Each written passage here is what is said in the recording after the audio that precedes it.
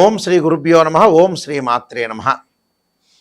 చైత్రమాసంలో రాశిఫలాలు మార్చి 20వ తారీఖు నుంచి ఏప్రిల్ 17వ తారీఖు వరకు కూడా చైత్రమాసంలో వసంత ఋతువులో రాశిఫలాలు. ఈ రాశిఫలాలు చెప్పే ముందు ఇవన్నీ కూడా గోచారరీత్యా ఫలితాలంటారు.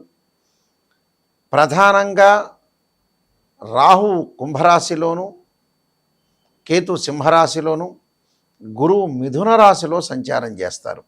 అంటే మీన మేషాదుల్లో రవి శుక్రులు, కుంభ మీనములో కుజుడు బుధుడు, అలానే మిథునంలో గురువు, మీనంలో శని, కుంభంలో రాహు, సింహంలో కేతు.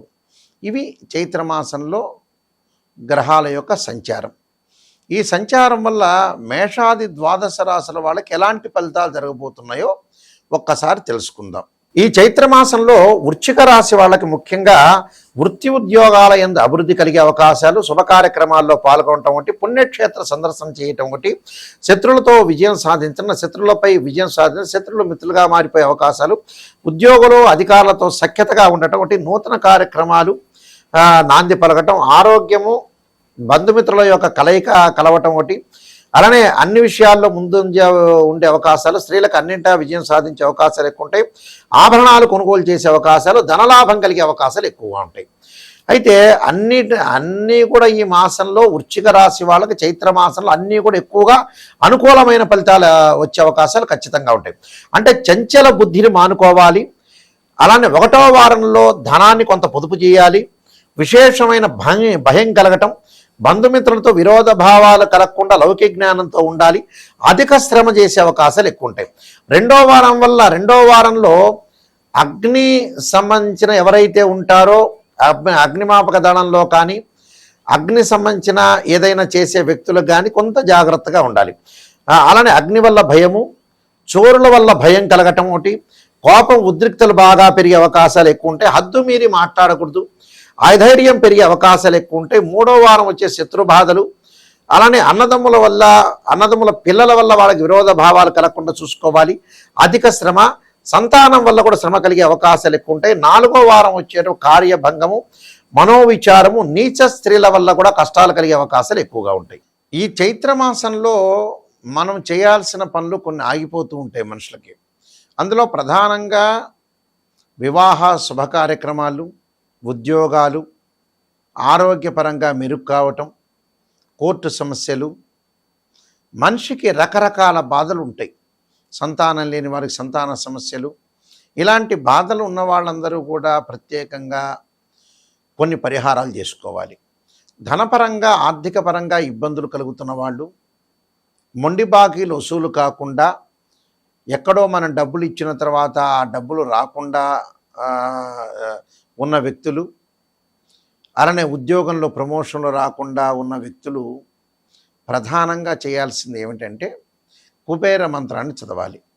ఆర్థిక పరంగా ఉండే సమస్యలు తగ్గడానికి.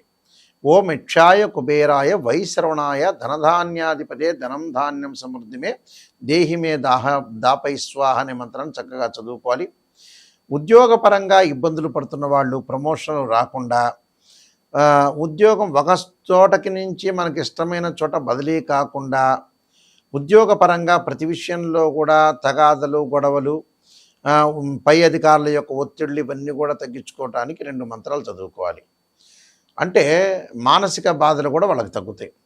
క్షీరపుత్రాయది అమృతతత్వాయదీమే తన్నో చంద్ర ప్రచోదయాత్ అనే మంత్రాన్ని,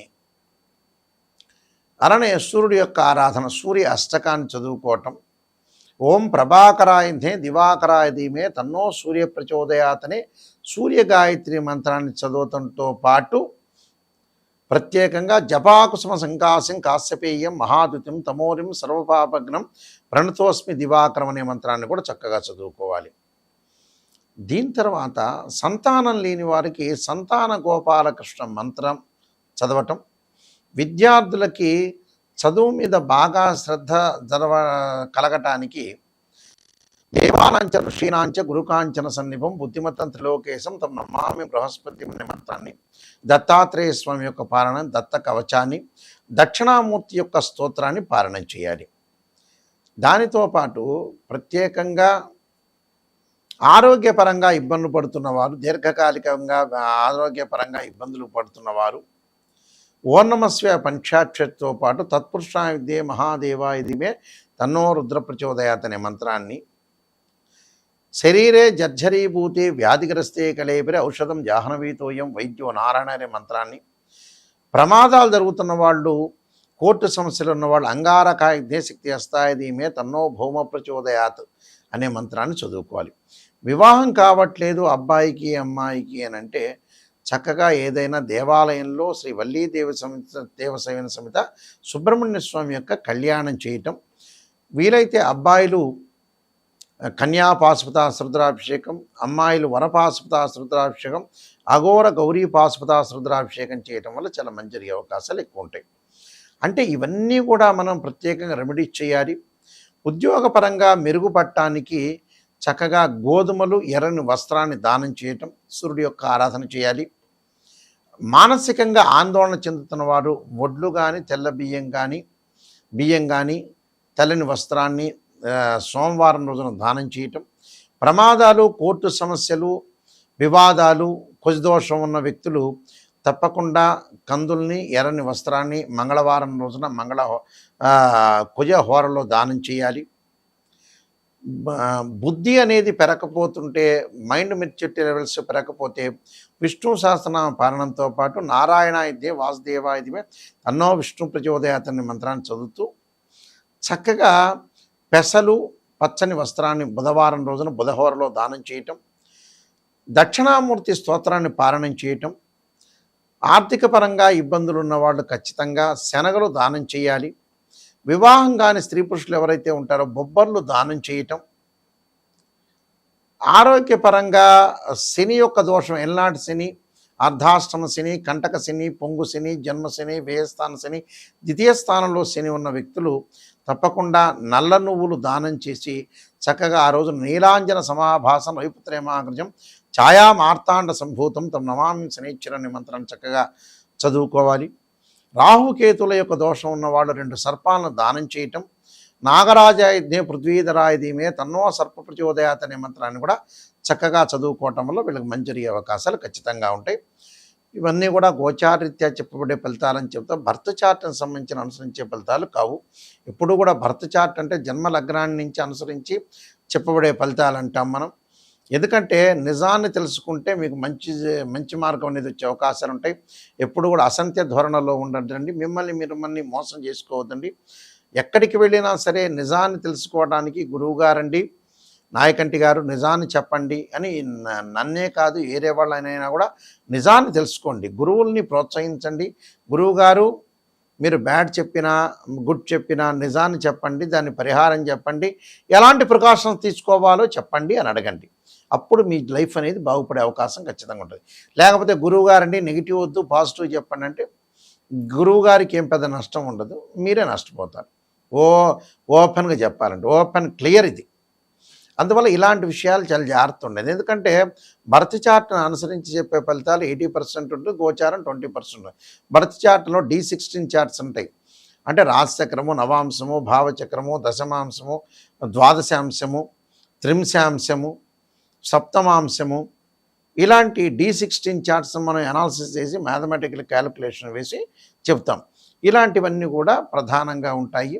అలానే నేను కొన్ని నెంబర్ ఆఫ్ బుక్స్ రాశాను. కాలసర్పయోగం, కాలసర్పయోగ చంద్రిక, రాహుకేతులు, ఛాయాగ్రహాలు, సర్వదేవతా గోత్రులు పార్ట్ 1, సర్వదేవతా గోత్రులు పార్ట్ 2, జాతక చంద్రిక, వివాహ మార్తాండం, బృహత్ పరిహార సింధు, అలానే స్తోత్ర పారణాలు, ఇలాంటి నెంబర్ ఆఫ్ బుక్స్ రాసా. ప్రొడక్షన్ ఆఫ్ ఆస్ట్రాలజీ, స్వప్నశాస్త్ర ఫలదీపిక, పుత్రగణపతి వ్రతం, ఇలాంటి నెంబర్ ఆఫ్ ఆస్ట్రాలజీ బుక్స్ రాసా. ఇవన్నీ రాజమండ్రి మోహన్ పబ్లికేషన్ వాళ్ళ దగ్గర దొరుకుతాయి, నా దగ్గర కూడా లభ్యమవుతాయి. www.nayakanti.com, www.nayakanti.in చూడండి. మీరు ప్రత్యేకంగా చూసి నిజాన్ని తెలుసుకునే వాళ్ళు మాత్రమే నాకు దయచేసి ఫోన్ చేయండి. మీరు బాగుపడతాము, నాయకంటి గారి ద్వారా బాగుపడతాము, మేము నిజాన్ని తెలుసుకుంటామనే వ్యక్తులు మాత్రమే ఫోన్ చేయండి.